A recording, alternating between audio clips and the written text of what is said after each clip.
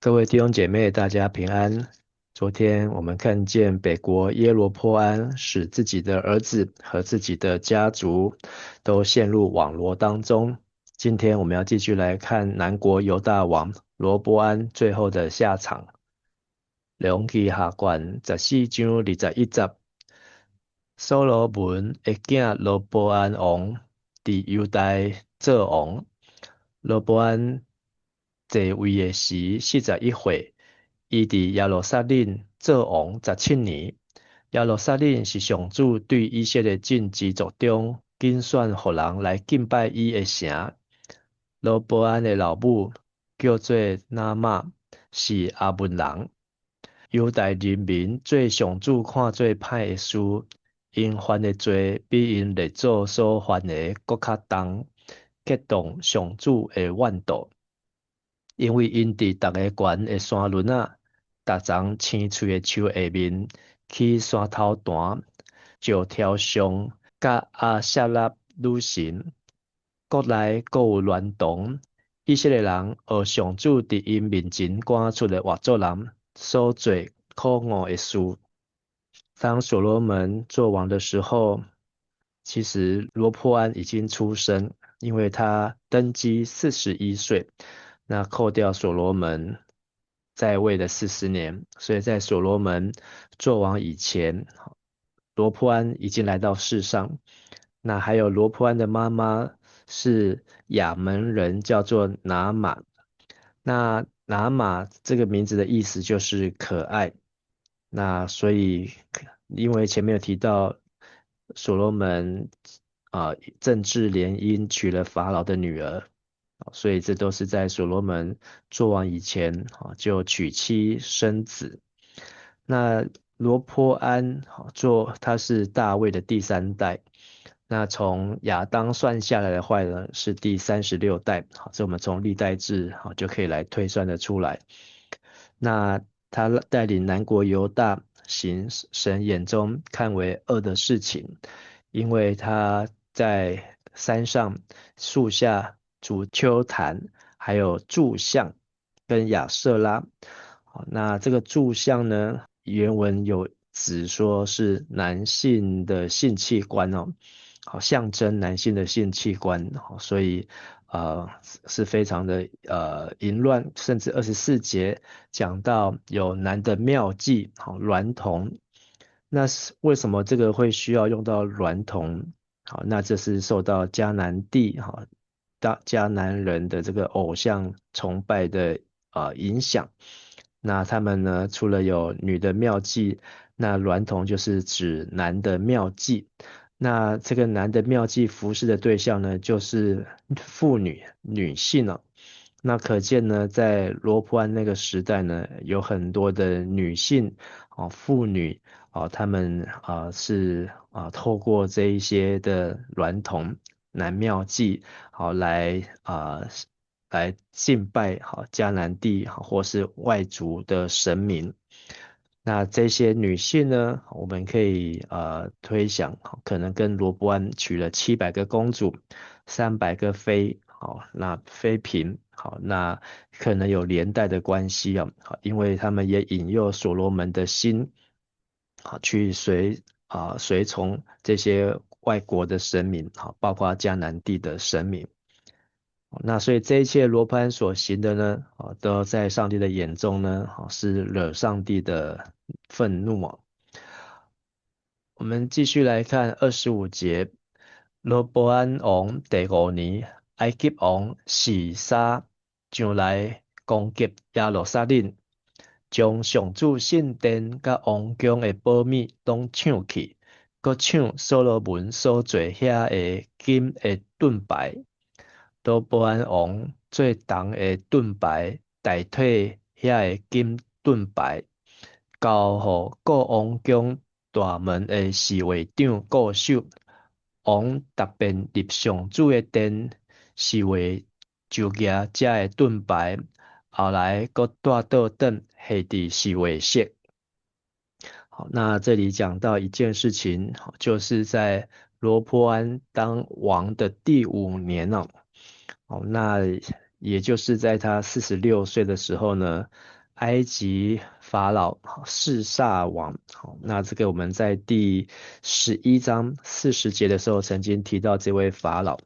那也就是耶罗波安被所罗门追杀的时候呢，耶罗波安逃到埃及，埃及王示撒，好，就收留他，一直到所罗门死后。好，那所以所罗门死后，好，那罗波安做王，好，那第5年，好，所以只有5年的时间哦，好，也就是耶罗波安，好，逃到埃及，好，等到所罗门死后，好的5年，示撒呢就来攻打耶路撒冷，还有抢夺耶和华殿跟王宫的宝物，好，尽都带走啊。好，那这里就有这个考古学家，好，埃及文献，好，讲到这个示撒王，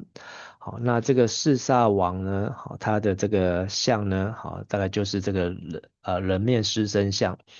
还有呢，就是在翻译当中，有的翻成示桑克，好，或是摄顺克，好，那这个示撒王呢？他的这个考古的神庙中呢，好说他有200吨的金银啊，那这200吨的金银呢，大部分是由犹大掳去的，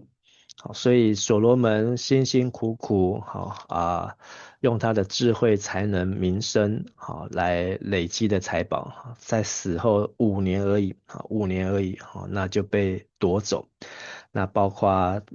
我们在第10章好看到的这个大小金盾牌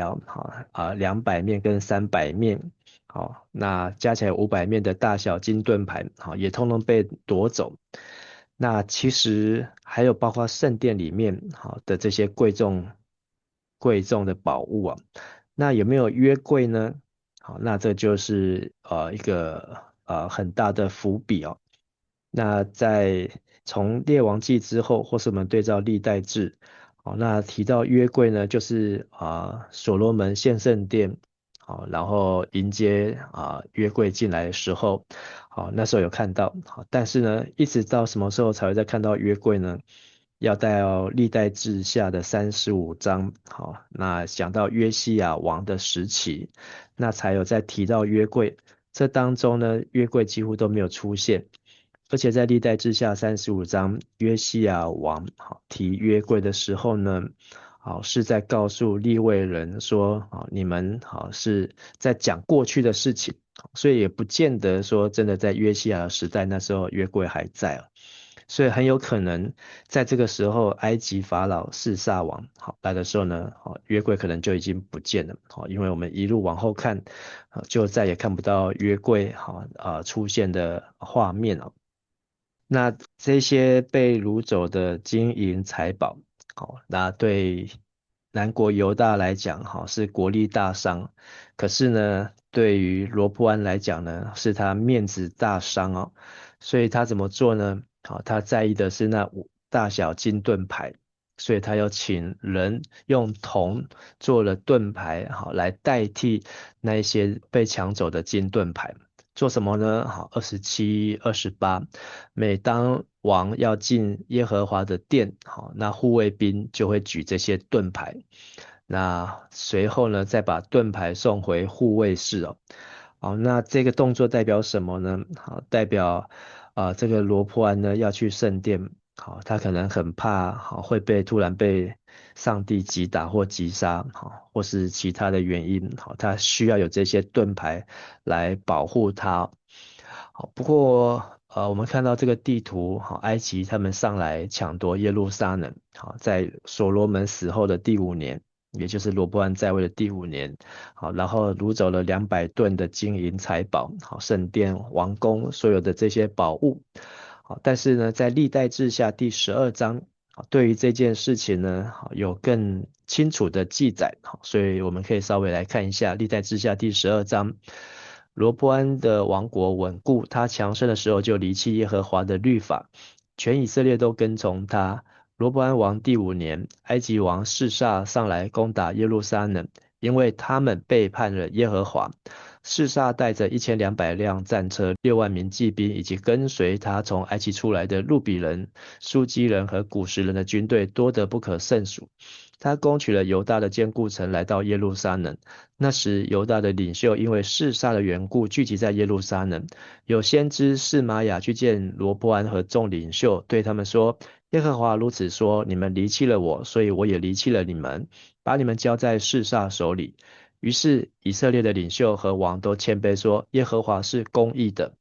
耶和华见他们谦卑，耶和华的话就临到示玛雅说：他们既谦卑，我必不灭绝他们，我要使他们暂时得拯救，不借着示撒的手将我的怒气倒在耶路撒冷。然而他们必做示撒的仆人，好叫他们知道服侍我与服侍地上邦国有何分别。于是埃及王示撒上来攻取耶路撒冷，夺了耶和华殿和王宫里的宝物，尽都带走，又夺走所罗门制造的金盾牌。罗波安王制造铜盾牌代替那些金盾牌，交给看守王宫宫门的护卫长看管。每逢王进耶和华的殿，护卫兵就来举起这些盾牌，随后人将盾牌送回护卫室。12节，王谦卑的时候，耶和华的怒气就转消了，不全然灭尽，并且在犹大中情况也有好转哦。好，所以在历代志下12章，好，对这个事件呢，有稍微再更清楚的交代，为什么埃及法老会来攻打。以前呢，在埃及法老来攻打的中间呢，好，这个先知示玛雅好所扮演的角色，好，对罗波安的警告，他们呢就谦卑自己，说神是公义的，他们是应该受罚。那神也怜悯他们，好，不让示撒好来灭绝他们，好，并且呢，还有当12节当王谦卑的时候呢，耶和华的怒气就转消哦。好，所以我们看见，好，这也是在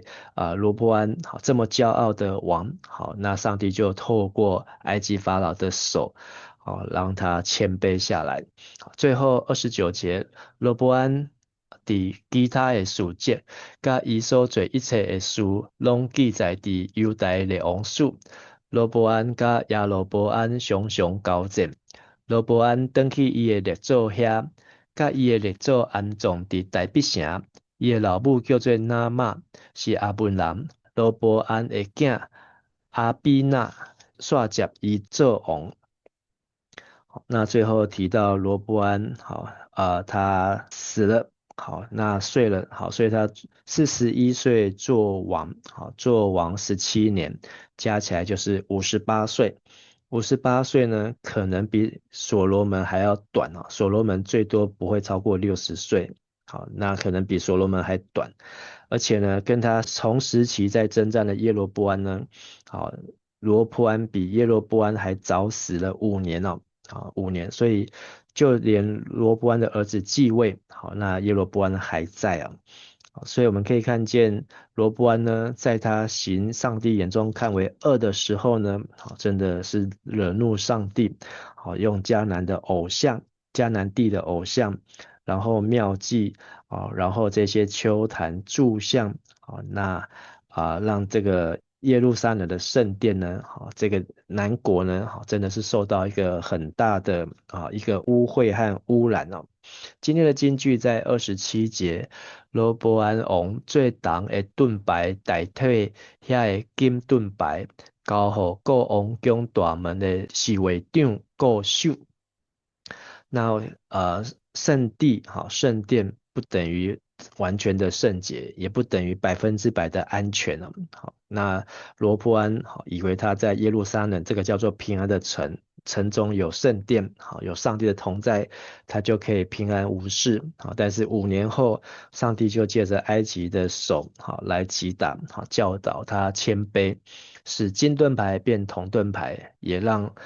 骄傲的罗波安终于学习谦卑，当他谦卑下来，上帝就怜悯他们。那思想就是我们是否会用廉价的替代品，像铜盾牌，或是其他更热闹的活动、更熟练的宗教术语，但是来掩盖内心那已经被抢走、被偷走、被盗走的属灵能力，也就是那真正的金盾牌呢？那我们也祈祷，看见离开真神就没有真平安，祈求主能够督促我们的心存诚实与顺服，永远不离开这位和平的君王，也就是耶稣基督。我们一起来祷告。亲爱的天父上帝，我们向你谦卑自己，看见罗波安他的骄傲，以及在埃及法老的大军压境的时候，他听从先知的话而谦卑下来，让他还能够有12年的时间，能够来治理这个国家。即便有许多的偶像入侵，有许多的败坏的事情，但是上帝你是信实的，你是公义的。主啊，也求你再一次让我们心里面所宝贵的，不是世上的金银财宝，心中所宝贵的是神你的每一句话，能够藏在我们的心，免得我们来得罪你。也愿我们都能够心存诚实顺服，让神你的和平、你的平安、你的圣殿永远都在我们的生命当中能够来服侍你，来荣耀你。我们献上感谢、祷告、恳求，奉靠主耶稣基督的名求，阿门。